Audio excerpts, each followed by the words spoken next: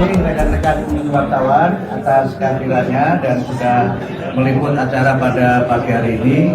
Alhamdulillah barusan kita luncurkan transformasi digital rumah pendidikan sebagai platform baru yang dikembangkan oleh Pusdatin Kementerian Pendidikan dan Menengah untuk memberikan layanan kepada masyarakat yang berhubungan dengan data-data guru, data-data kependidikan, dan juga berbagai aspek yang berkaitan layanan pendidikan seperti buku-buku mata pelajaran, kemudian video pembelajaran, kamus besar bahasa Indonesia, dan juga layanan data yang lainnya yang dapat diakses oleh berbagai pihak, termasuk juga berkaitan dengan pelaporan-pelaporan guru dan berbagai platform baru yang diluncurkan dengan sistem yang baru, yang lebih friendly, lebih mudah untuk digunakan, dan juga data-data yang mudah-mudahan juga tidak hanya data statis, tapi juga data yang dinamis, data yang memberikan informasi-informasi yang valid, informasi yang akurat, dan bisa menjadi referensi bagi para pengambil kebijakan, dan juga informasi-informasi yang berkaitan dengan materi-materi pembelajaran digital yang itu juga nanti pada waktunya kami usahakan untuk dapat dikembangkan sebagai salah satu layanan yang memudahkan anak-anak Indonesia yang mungkin karena keadaan demografinya atau juga karena domisilinya atau karena faktor-faktor lain mereka tidak bisa belajar di satuan pendidikan formal, maka mudah-mudahan ke depan dengan layanan transformasi digital dan rumah pendidikan ini mereka dapat belajar dimanapun dan kapanpun dengan cara yang mudah, dengan cara yang murah, dan ini adalah bagian dari komitmen kami untuk memberikan layanan pendidikan yang bermutu untuk semua. Saya kira itu sebagai pengantar dari kami. Mungkin kalau ada yang bisa ditambahkan oleh Ibu Hetifah, Ibu Ketua Komisi 10, kami silakan.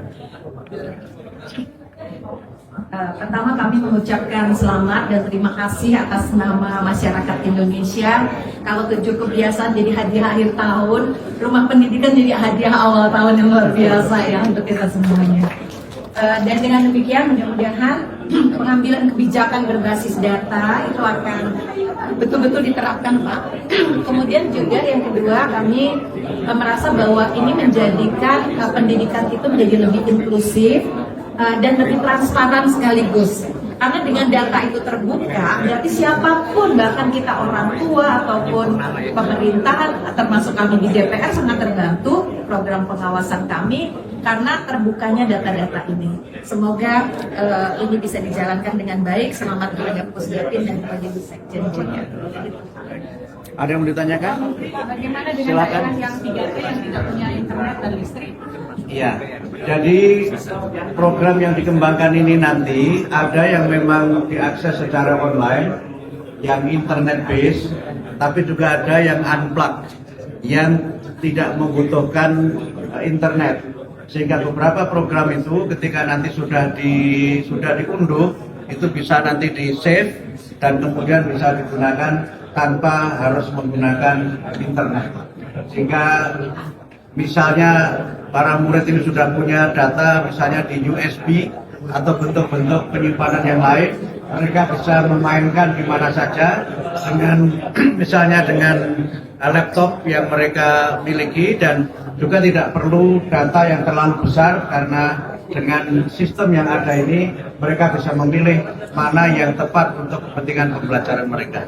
Pak Menteri, ini bentuknya nanti all access atau gimana Pak? Jadi bisa diakses semua murid, siswa, segala Ya, ini ini atau gimana? Mas Yudin bisa dijelaskan? Terima kasih Pak Menteri.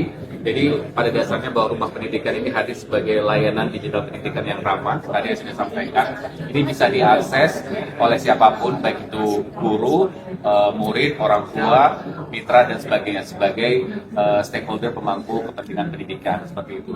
Jadi nanti saat ini rumah pendidikan bisa diakses melalui halaman rumah.pendidikan.go.id dan juga bisa di-download melalui Play Store bagi pengguna Android.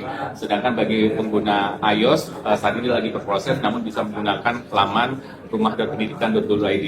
Seperti yang disampaikan Pak Menteri, ini sebagai tonggak awal. Ke depan nanti akan ada sifatnya offline mode, artinya konten-konten yang sudah ada nanti bisa diakses tanpa menggunakan internet. Dan juga dengan misalkan ada TV Smart TV, nanti kita konten-konten yang ada di rumah pendidikan itu nanti bisa akan kita masukkan ke flash disk yang nanti akan bisa di-plug di Smart TV yang ada di sekolah. Mungkin itu sebagai tambahan. Terima kasih. Pak Menteri, Ya, cukup ya. Pak Menteri terkait survei Kompas yang menyatakan 80% masyarakat puas dengan kinerja pemerintah. Salah satunya karena kebijakan pendidikan, terutama peningkatan kesejahteraan itu bagaimana?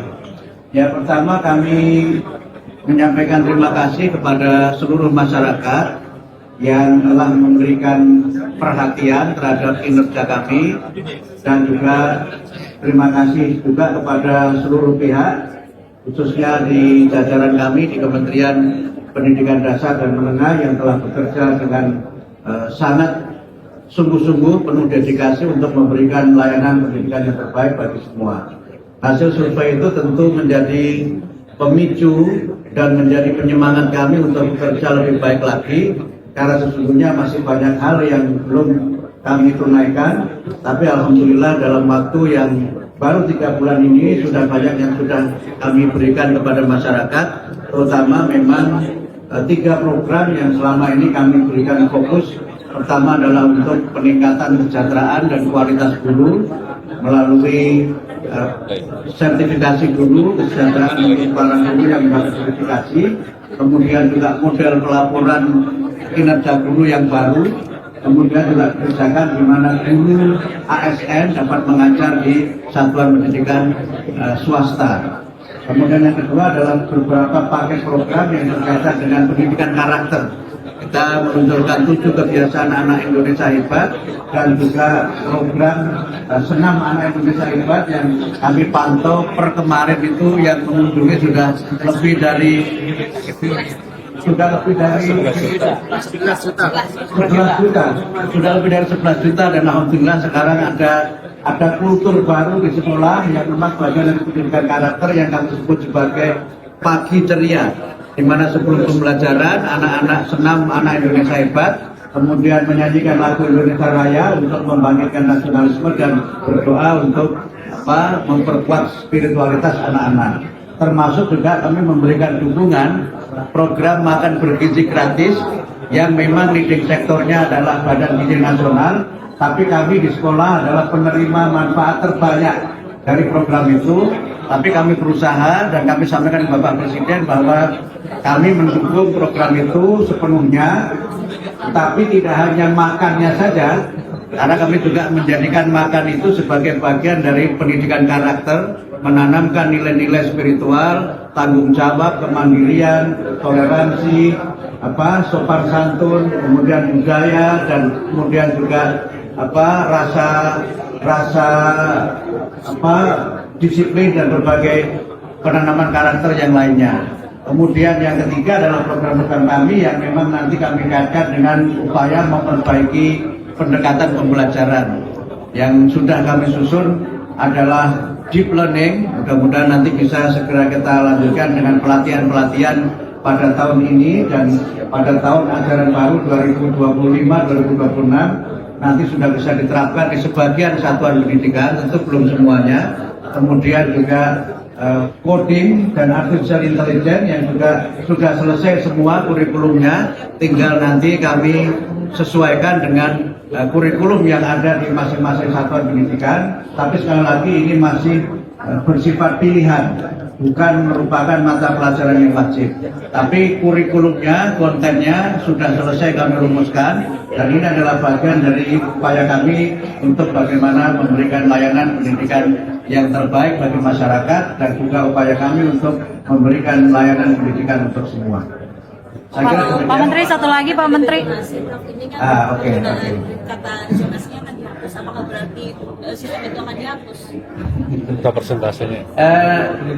Insya Allah besok ada rapat kabinet yang mudah-mudahan agendanya adalah penetapan mengenai sistem itu.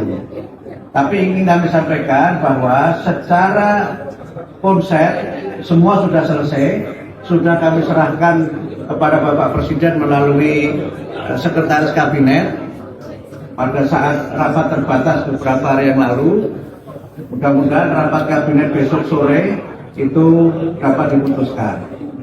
Nanti soal isinya bagaimana, ya kita diajari oleh agama untuk jadi orang yang sabar. Pak, pembelajaran di bulan Ramadan Bapak kemarin bilang udah gimana tadi? Untuk pembelajaran bulan Ramadan sudah selesai, saya sudah tanda tangan, Menteri Agama sudah tanda tangan, mudah-mudahan Pak Menteri Dalam Negeri hari ini bisa tanda tangan. Kalau beliau Pak Menteri Dalam Negeri hari ini sudah tanda tangan, mudah-mudahan sorenya bisa kami bagikan kepada rekan-rekan wartawan. Itu ya.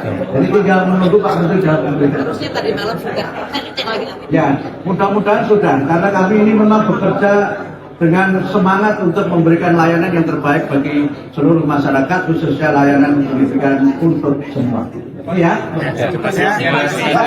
Cukup Pak. Deep learning itu pendekatan pembelajaran yang mungkin nanti kita akan coba lihat apakah bisa. Oh, baru dari persiapan dari Bu Arti, Pak Mendagri sudah tanda tangan, berarti segera setelah nanti saya ke kantor atau hari sekarang lah, mungkin nanti sudah bisa diakses teman-teman tentang pembelajaran di bulan Ramadan. Itu ya. Oh, begini. Kenapa November? Karena kami, wah ini sudah bocor. Nggak apa-apa ya, nggak apa-apa dibocorkan aja nggak apa-apa. Bocornya dikit-dikit bocor halus. Jadi memang kenapa November? Karena yang kelas 12 itu kan nanti dia akan kuliah. Sehingga dengan hasil itu dapat bermanfaat untuk menjadi salah satu pertimbangan bagi perguruan tinggi dalam seleksi nasional masuk perguruan tinggi. Karena itu pelaksananya di bulan November. Sedangkan untuk yang nanti SMP dan SD itu pada tahun 2026. Itulah kenapa November ya. Jadi tidak ada hubungannya dengan Gun N' Roses November. Terima kasih. Oh sudah sejak lama kan memang ujian tidak menjadi penentu kelulusan.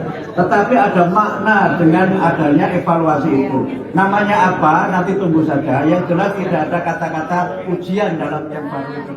Baik, terima kasih.